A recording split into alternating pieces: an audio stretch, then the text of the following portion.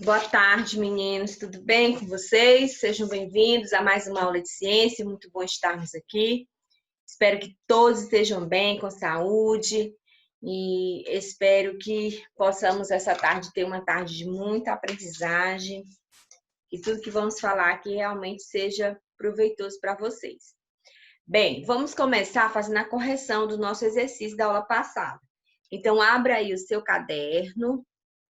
Foi exercício no caderno, ou a sua folha, se você tiver imprimido, não tem problema. Vamos lá e vamos fazer rapidinho a correção. Primeira questão. Procure reconhecer nas situações cotidianas citadas a seguir quais envolvem fenômenos físicos, F, e quais envolvem fenômenos químicos, Q. Lembra que eu falei? Fenômeno físico não altera a composição do objeto. Fenômeno químico altera e o objeto se torna em uma outra substância. Vamos lá. Letra A. Água fervendo para fazer café? Físico. Coloque F. Letra B. Combustão de gasolina? Químico. Não esqueçam que toda combustão será químico. Toda queima será químico. Letra C. Funcionamento do motor elétrico. No funcionamento é físico, porque não há transformação. Ele continua sendo um motor elétrico do liquidificador, há apenas uma movimentação mecânica. Então, letra C, F. Letra D, gordura sendo removida com detergente? Q. Letra E, prato caindo no chão e se quebrando? Físico. Letra F, resfriamento de alimentos na geladeira? Físico. Letra G, fabricação de glicose na planta? Químico. Ok? Segunda questão. Fenômeno químico é aquele que altera a natureza da matéria, isto é, aquele na qual ocorre uma reação química. Baseado nessas informações, analisa as proposições julgando-as certas, colocando C, ou erradas, colocando E. Aí ele pergunta, são fenômenos químicos? Letra A, precipitação da chuva? Errado. Letra E, coloque E, errado. Na letra B, queima do gás de gasolina? Certo, coloque C. Letra C, a formação de gelo dentro de um resfriador, a formação de gelo não é fenômeno químico, é físico, então coloque errado. Letra D, o processo de respiração animal e vegetal, certo. Então coloque C.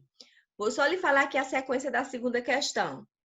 E, C, E e C. Ok? Terceira questão. Quando transformamos matéria, ou seja, quando reagimos materiais diferentes para obtermos outras substâncias, estamos observando um tipo de fenômeno. Esse fenômeno recebe o quê? O nome de fenômeno químico, letra A. Quarta questão. A alternativa que apresenta um fenômeno físico é aquele que não há alteração na substância. Então, aqui nós vamos ter apenas a letra A. Então, coloque A na quarta questão. Ok, tudo bem? Então, agora nós vamos continuar falando sobre separação de misturas. Lembra que eu falei que as misturas é quando você adiciona uma substância a outra. Essas misturas, elas podem ser homogêneas ou heterogêneas. Elas são homogêneas quando essas misturas, elas se tornam uma só. Você olha para o frasco, você não percebe nenhuma separação. Então, a mistura homogênea, homo igual. Então, em todo frasco você vê igual. Heterogênea, quando há você percebe que há uma diferença nas substâncias. Você observa que há substâncias de vários tipos naquela mistura. É chamada de heterogênea. E agora nós vamos estudar como separar essa mistura. Ah, professora, eu misturei o sal com a água. É possível separar o sal da água? Sim, é possível. É possível fazer a separação de misturas homogêneas e é possível fazer a separação de misturas heterogêneas. Para isso, o que nós usamos?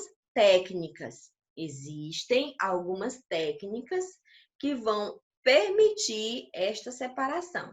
E agora nós vamos estudar algumas técnicas de separação de misturas heterogênea. Heterogênea é aquela mistura aonde as substâncias elas ficam bem claras para a olho nu, né? A olho nu nós já percebemos que há uma diferença de substâncias naquela mistura. E a primeira técnica que nós vamos ver é a técnica de filtração. Então essa técnica ela é usada para separar o sólido do líquido e o sólido do gás. Como exemplo, nós vamos ter aqui, exemplo do nosso dia a dia, do nosso cotidiano, no preparo do café. Quando você vai fazer um café em pó, você geralmente coloca a água, depois você mistura o pó dentro da água. Mas ninguém quer tomar café com pó de café. Então é preciso fazer uma filtração. Então, aquele pano de café, o coador de café, ele funciona como um filtro. O que ele vai fazer? Ele vai separar o líquido, o café líquido, do sólido, que é o pó. O pó fica retido no pano, no pano de coar café, e o líquido você coloca na garrafa. Então, esse é um exemplo de filtração, aonde partículas mais sólidas, elas ficam retidas em um filtro, em uma peneira. Então, aí é uma filtração. Ok? Agora, nós vamos trabalhar, vamos ver a técnica chamada de decantação, que é a técnica usada para a separação de sólido, líquido e de líquido e líquido. Essa técnica vai levar em consideração a densidade de cada substância. Nós já aprendemos que uma substância mais densa, ela vai para o fundo do recipiente.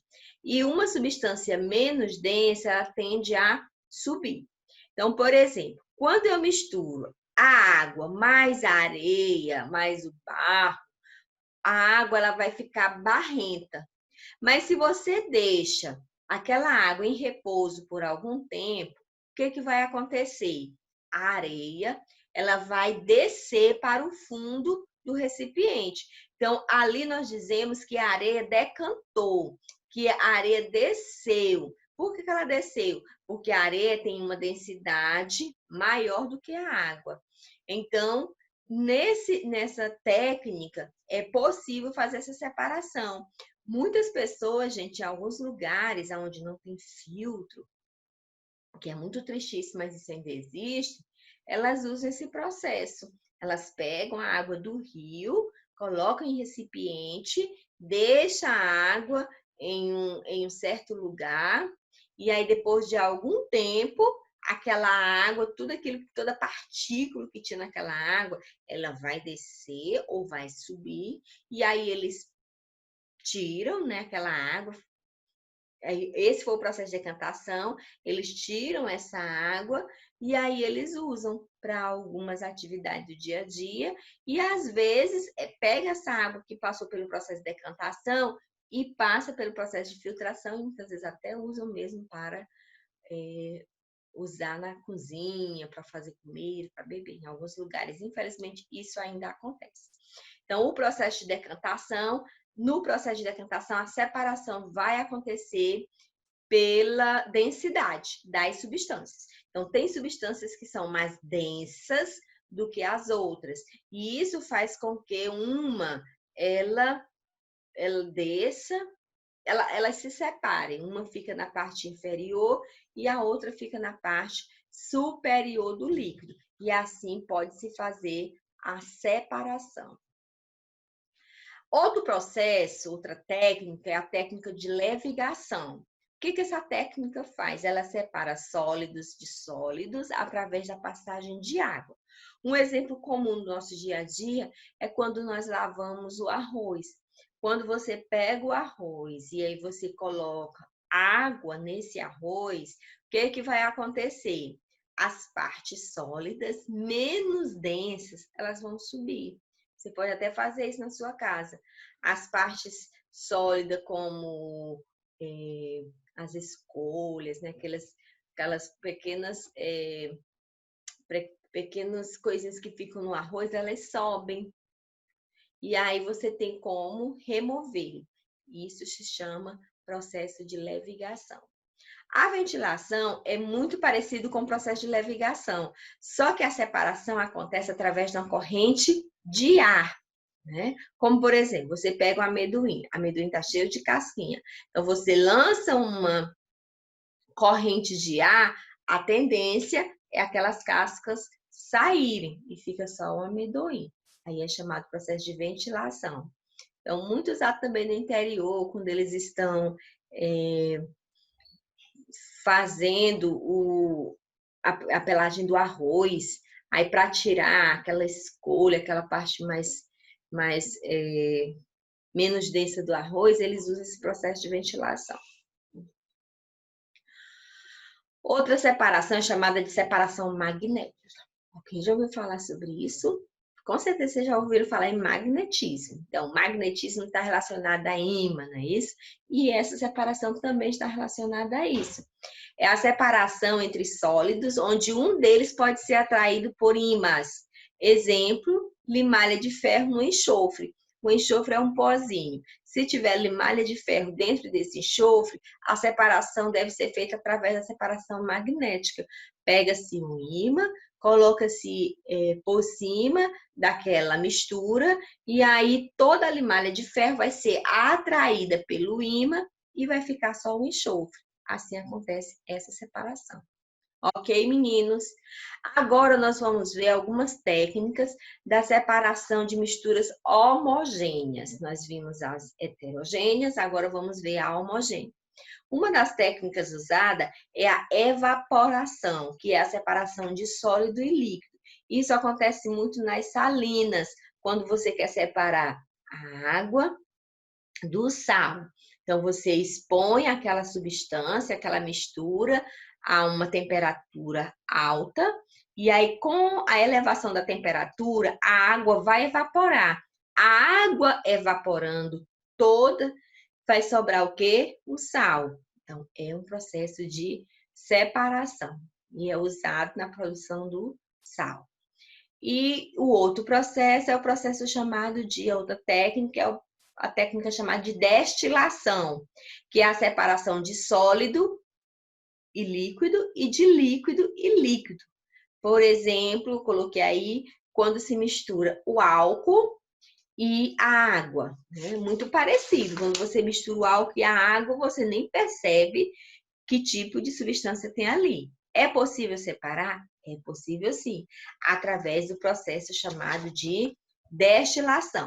Nesse processo é usado um aparelho, né, que é chamado de condensador, destilador, que ele vai permitir com que isso aconteça, permitir que essa separação aconteça. E ela vai acontecer de acordo com o ponto de ebulição das substâncias. Então, esse aparelho ele é estruturado de forma que